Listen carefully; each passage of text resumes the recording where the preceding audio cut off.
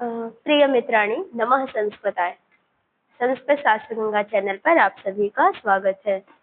कल हमने एक प्रश्न देखा था ये 2 नंबर प्रश्न था। को अन्यो हुत वहाद दग्धुम प्रभवती। इसका आंसर वहाँ पे प्रियंवदा हो गया था, लेकिन आयोग ने इसको अनुसुईया माना है। हाँ, तो इसका आंसर अनुसुईया ही होगा। आप सभी ध्यान रखेंगे। यह कथन किसका है? अनुसुईया का। चलिए फिर अब आगे आज से देखते हैं। कल 25 तक देखे थे, आज 26 नंबर से देखते हैं। हाँ, बताइए। मालविकाग्नि मित्रम किसकी रचना है? मालविकाग्नि मित्रम किसकी कृति है? भवभूति, भास, शूद्रक, कालिदास। किसका है? कालिदास। उपमा प्रयोग के लिए सर्वाधिक प्रसिद्ध है। उपमा प्रयोग के लिए सर्वाधिक प्रसिद्ध है। कौन प्रसिद्ध है? भारवी, श्रीहर्षः, कालिदास या दंडी? कौन है? कालिदास। कौन है? कालिदास। उपमा कालिदासस्य भारवे अर्थ गौरवम दंडिनः पदलालित्यम माघे संति त्रयो गुणा। ये कथन प्रसिद्ध है। तो उपमा के लिए सर्वाधिक प्रसिद्ध कौन है? कालिदास। निम्नलिखित में से कौन सी रचना कालिदास की नहीं है? ये आप सब बहुत अच्छे से बता देंगे ना। निम्नलिखित में से कौन सी रचना कालिदास की है? ऐसा प्रश्न है। कौन सी रचना कालिदास की है? हाँ, इसे ध्यान से पढ़ना। नहीं और हाँ जहाँ आए, यहाँ तो नहीं हाँ है। तो उत्तर रामचरितम, मृच्छकटिकम, मेघदूतम, प्रतिमान नाटक। मेघदूतम कालिदास की रचना है। उत्तर रामचरितम किसकी है? भवभूति की। किसकी है? भवभूति। मृच्छकटिकम किसकी है? शूद्रक की। किसकी है? शूद्रक की। और प्रतिमा नाटक यह है भास की। प्रतिमान नाटक नहीं, उत्तर रामचरितम, महावीर चरितम और प्रतिमा नाटक, ये संभवतः प्रतिमान नाटक भी भवभूति की है। उत्तर रामचरितम, महावीर चरितम और प्रतिमान नाटक, इसको चलिए देख लेंगे। पर मृच्छकटिकम शूद्रक की है, उत्तर रामचरितम भवभूति की है, और कालिदास की क्या है? मेघदूतम। आगे देखिए। कालिदासस्य रचना अस्ति। कालिदास की रचना कौन सी है? प्रतिज्ञा योगंधरायणम, स्वप्नवासो दत्तम, अभिज्ञान शाकुंतलम या मालती माधवम। अभिज्ञान शाकुंतलम। और इसमें भी देखिए स्वप्नवासो दत्तम, ये उनकी है, भास की। अस्तु मित्रों, देखिए यहाँ पर जो 28 नंबर है, प्रतिमान नाटक और प्रतिज्ञा यौवनरायण 29 में और स्वप्नवासो दत्तम, ये तीनों रचनाएं भास की हैं। तीनों रचनाएं किसकी हैं? भास की। और मालती माधवम भवभूति की है। ठीक है, यही थोड़ा यहाँ प्रतिमान नाटक का डाउट था, लेकिन भास की ही है, कंफर्म अभी याद आ गया। चलिए आगे चलते हैं। तो यहाँ पर कालिदास की रचना कौन सी है? अभिज्ञान शाकुंतलम। अब आगे बढ़ते हैं। शकुंतला निवृत्त कल्याणा संजाता। किससे जाए निवृत्त कल्याणा? किससे हो रहा है शकुंतला का? मतलब वह कल्याण को प्राप्त कर रही है। गांधर्वेण विधिना, प्रजापत्येन विधिना, दैवेन विधिना या आर्षेण विधिना? गांधर्वेण विधिना। हाँ, गांधर्व विधि से उसका विवाह हुआ था। किसका? शकुंतला का। गांधर्व विवाह मतलब क्या? प्रेम विवाह। हाँ, जिसे आजकल क्या कहते हैं? Love marriage. दुष्यंतो अस्ति। दुष्यंत क्या है? ब्रह्मर्षि, महर्षि, राजर्षि, सप्तर्षि। राजर्षि। बहुत बढ़िया। दुष्यंत क्या है? राजर्षि। आगे। न तादृशा आकृति विशेषा गुण विरोधिनो भवन्ति इति उक्ति अस्ति। शकुंतलायाः अनुसूयायाः प्रियंवदायाः या गौतम्याः। प्रियंवदाया वो कहती है ना, अपने जीजा का पक्ष लेती है। न तादृशा आकृति विशेषा गुण विरोधिनो भवन्ति, मतलब राजा की जो आकृति है ना, जो राजा की आकृति है वो अपने गुणों के विरोधी नहीं हो सकती। मतलब राजा है तो जो वचन दिया है उसका पालन वह अवश्य करेगा, ऐसा कहती है। कौन कहती है? प्रियंवदा। तो इसका आंसर हो जाएगा प्रियंवदा। तपोधनम वेत्सि न माम उपस्थितम। अत्र तपोधनः अस्ति, यहाँ करें तपोधनम वेत्सि न माम उपस्थितम, मतलब मैं तपोधन उपस्थित हूँ, मतलब यहाँ उपस्थित हूँ, मैं तपोधन यहाँ पर उपस्थित हूँ और तुम मुझे नहीं जान रही हो। तो यहाँ पे तपोधन शब्द किसके लिए आया है? विश्वामित्र, विश्वामित्रः, तात काश्यपः, दुर्वासाः या सारंग्रव। हाँ, कहते ना तपोधनम, कैसे श्लोक है? विचिन्तयन्ति यमनन्यमानसा तपोधनं वेत्सि न मामुपस्थितं स्मरिष्यति त्वां न सबोधितोऽपि सन् कथां प्रमत्तः प्रथमं कृतामिव। ऐसा कहते ना दुर्वासा कि मैं उपस्थित हूँ, अब बालिका तुम मुझे जान नहीं रही। यहाँ तपोधन अपने आप को कौन कह रहा है? दुर्वासा। इस लोग याद करो, पढ़ते थोड़ा थोड़ा पढ़ते चलो, याद करते चलो। अर्घोदकम उपकल्पयामि इति वचनम आह, यह वचन किसका है? अर्घोदकम, हाँ, अर्घोदकम उपकल्पयामि। अर्घ और उदक ये मैं तैयार करती हूँ, जल और अर्घ और जल को मैं तैयार करती हूँ। किसका कथन है? प्रियंवदा, अनुसूया, शकुंतला, गौतमी। अनुसूया, हाँ, वही तो कहती है कि हे मेरी सहेली, तुम जाओ महर्षि दुर्वासा को मनाकर वापस ले आओ, तब तक मैं अर्घ और उदक जल वगैरह उनको पीने के लिए तैयार करती हूँ। तो प्रियंवदा चली जाती है और अनुसूया उसको तैयार करती है। आगे देखो, प्रकृति वक्रः, प्रकृति वक्रः अस्ति। प्रकृति वक्र कौन है? नारदः, दुर्वासाः, कर्णवः, दुष्यन्तः। कौन है? दुर्वासा। प्रकृति माने स्वभाव और वक्र माने टेढ़ा, जो स्वभाव से ही टेढ़े हैं। बताओ, अगर लड़की ने पहचाना नहीं तो उसमें क्या था श्राप देने की? उन्होंने श्राप दे दिया। तो जो स्वभाव से ही टेढ़े हैं, प्रकृति वक्रः, तो ये शब्द किसके लिए आया? विशेषण किसके लिए है? दुर्वासा के लिए।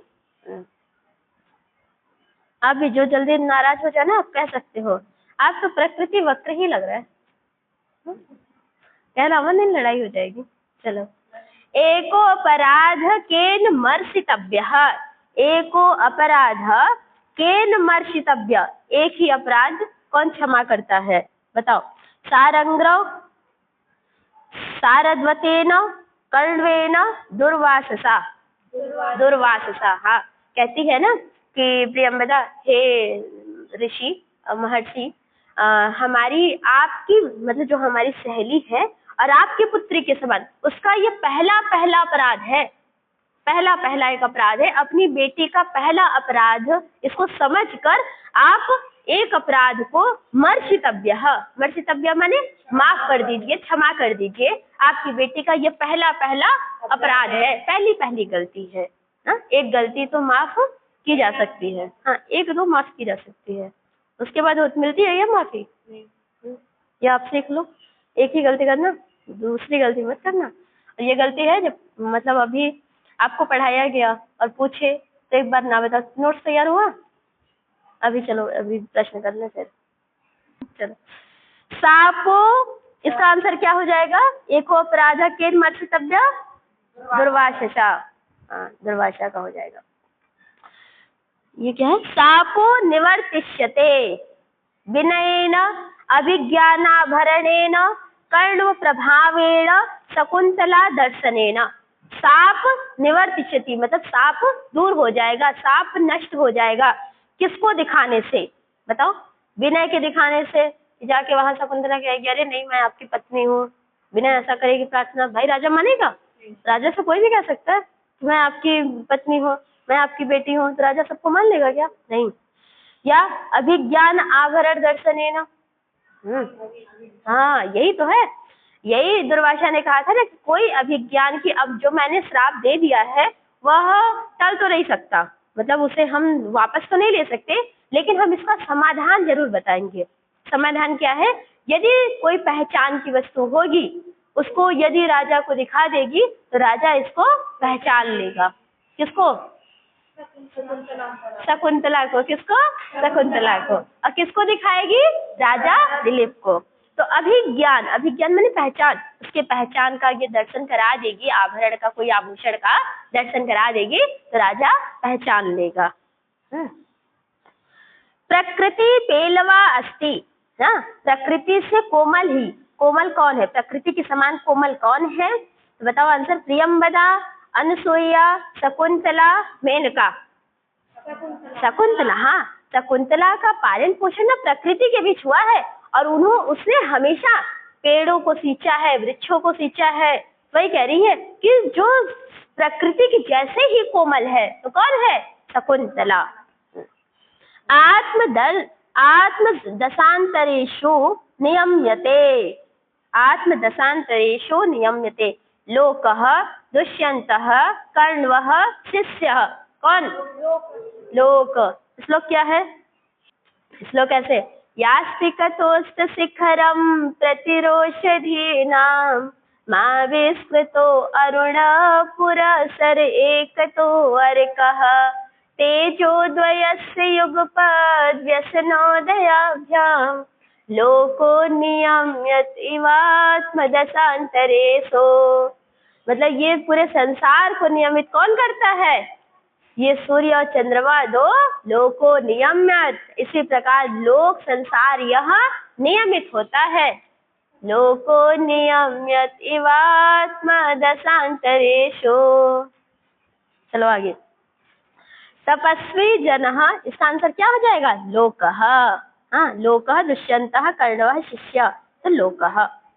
आगे, तपस्वी जनः अस्ति। तपस्वी जन कैसे होते हैं? दुःखशीलः, सुखशीलः, सुशीलः, दुःशीलः।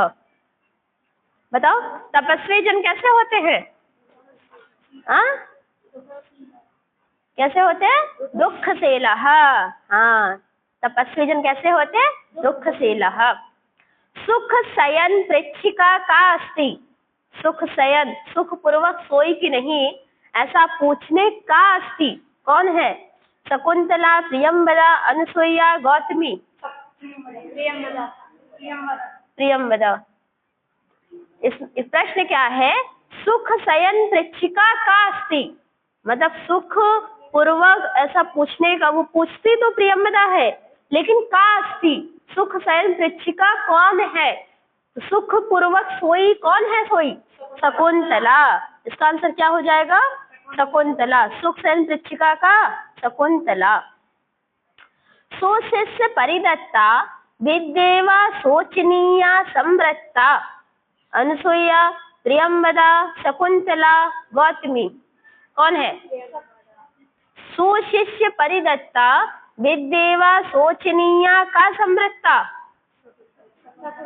शकुंतला। कौन है?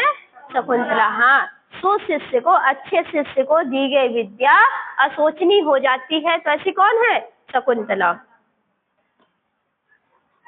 आगे देखो। आभरणोचितम रूपम विकार्यते आश्रम सुलभै पुष्पै मंगल समालंभनै प्रसाधनै अलंकारै। तो आभरणोचितम रूपम विकार्यते आश्रम सुलभै क्या है? बताओ। पुष्पै या मंगल प्रसाधनै या प्रसाधनै या अलंकारै? प्रसाधनै। हाँ, आभरण उचितम, आभरणोचितम रूपम विकार्यते, यह आभरण उचित, तो इसका आंसर क्या हो जाएगा? प्रसाधनै। आभरणोचितम, आभरणोचितम रूपम विकार्यते आश्रम सुलभै प्रसाधनै। आगे, आभरणानि दत्तानि, आभरण आभूषणों को कौन देता है? वृक्षै वन देवता भी, वन देवता करतलै या लता भी। बताओ कौन देते हैं? आभरण को कौन देते हैं? वन देवता। हाँ, वन देवता करतलै। इसको क्या होता है ना, जब आभरण मतलब शकुंतला के लिए आभूषणों को मांगते हैं तो वन देवता जो वृक्षों के वन के वृक्ष है ना, वो ऐसे लगता है एक डाली से, मतलब शरीर नहीं प्रकट होता, पर ऐसे वृक्षों से डाली से कोई ऐसे डाली एक निकलती है, उस पे ढेर सारा साड़ी लगा है, एक डाली निकलती है ऐसे हाथ, ऐसे करतल वृक्षों से हाथ निकलता है बाहर, मतलब ऐसा इसमें कल्पना किया गया है, बताया गया है कि वृक्षों से एक प्रकार का करतल निकलता है, एक में पायल, एक में सोने का हार, हाँ आभूषण, और पता चला कोई बढ़िया सा अलमीरा खड़ा हो गया। मतलब ऐसे प्रकार, अनेक प्रकार के जो लड़की की विदाई में दिए जाते हैं, सारे वन देवता प्रदान करते हैं शकुंतला को। इसका मतलब आशीर्वाद के रूप में। अब देखो गांव में भी देखा होगा, जैसे मान लो भाग्य होता है, लड़की की शादी होती है ना, तो सब कुछ ना कुछ उपहार देते हैं, भले चाहे जितनी दुश्मनी हो। और लड़की की शादी होगी तो कहेंगे अरे बिटिया है, एक साड़ी श्रृंगार का सामान, और कहते हैं भाग्य से किस्मत से पता चला कि इतने दिन तो घर में थोड़ी सा अभाव था, पर लड़की की शादी पड़ी, इतना सामान लड़की को दे दिया गया। बाद में पिताजी सोचते हैं कि यार इतना सामान कहाँ से हम दे दिए।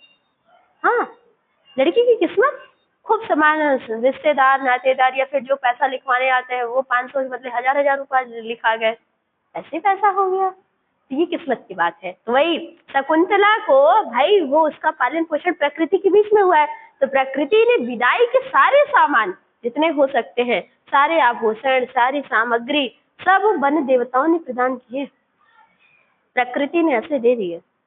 ऐसा होता है। चलो आगे, सख्यौ चित्र कर्म परिचयन कुरुतः। हाँ, कैसे दोनों सखियों ने चित्र कर्म का परिचय, शकुंतलायाः सिंगारम अभिनयम, शकुंतलाया अंगेषु आभरण विनियोगम या मंगल समालंबनम। सख्यौ चित्र कर्म परिचयन कुरुतः, चित्र कर्म के परिचय से इसने क्या किया बताओ?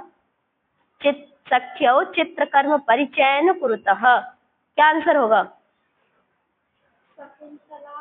शकुंतला, हाँ बोलो,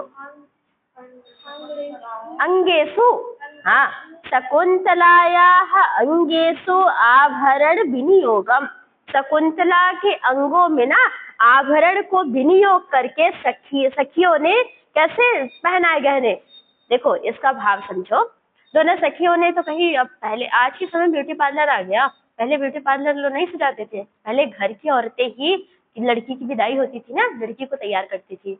आज दुनिया भर का झंझट आ गया ना कि ब्यूटी पार्लर सजाते हैं, लड़की पता चला गोरी है तो काली बना दिया, नहीं काली है तो गोरी बना दिया, मतलब ऐसे ऊपर का लेप लगा देते हैं, जब वो लेप सुबह हटे तो घर वाले बेचारे कंफ्यूज हो जाए कि यही दुल्हन आई थी कि कोई और है। ऐसा होता है। इसमें एक छोटी सी बताते हैं, जब विदाई में ना, विदाई हो गई लड़की की, तो लड़का गिफ्ट में अपनी पत्नी को आईफोन देता है ना, उपहार, मुंह दिखाई, और सुबह से वो आईफोन ले लेता है वापस। तो पत्नी कहती आपने ऐसा क्यों किया, शाम को दिया और सुबह ले लिया। तो पति कहता है मुंह दिखाई और मुंह धुलाई में अंतर आ गया। जब हमने मुंह देखा था तो कुछ और थी, और मुंह धुल ली तो कुछ और हो गई, तो मैंने आईफोन अपना वापस ले लिया।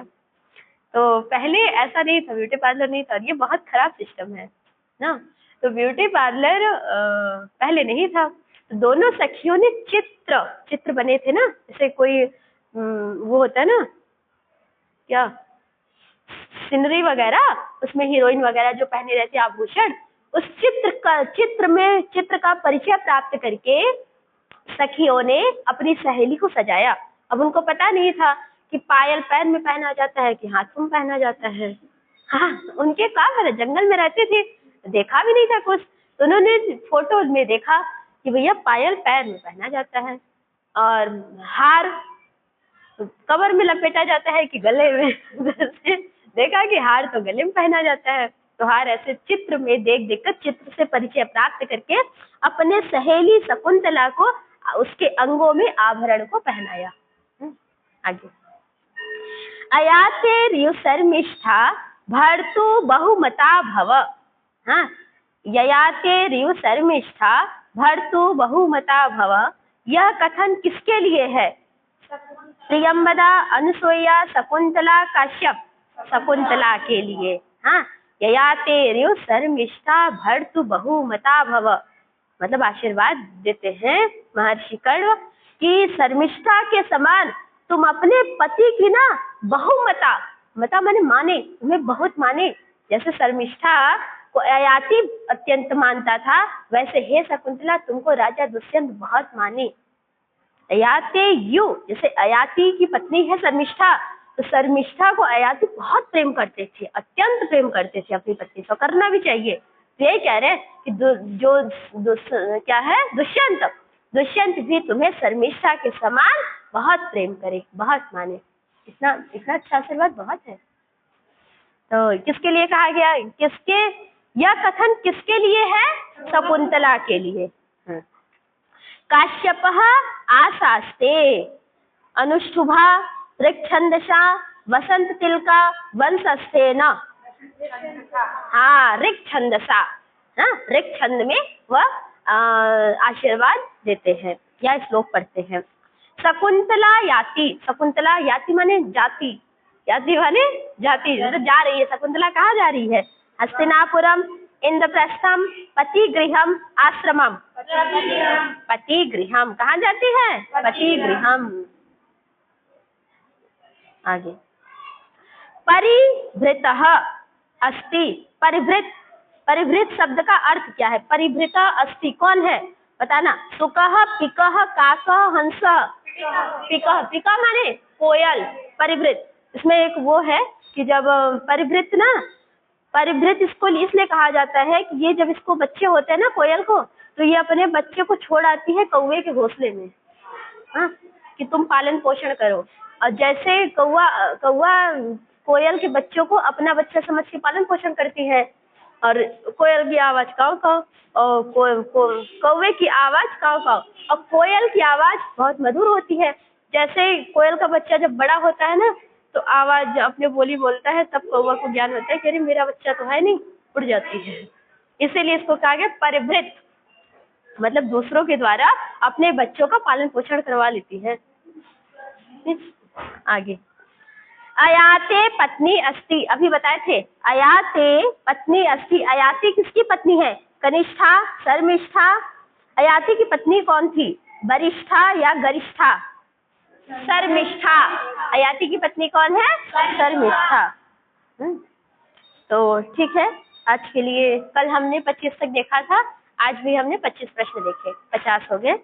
तो धन्यवाद मित्रों, आप अपना सुझाव और कमेंट हमें बॉक्स में जरूर दीजिएगा, जिससे हमें कुछ और भी सीखने का मौका मिले।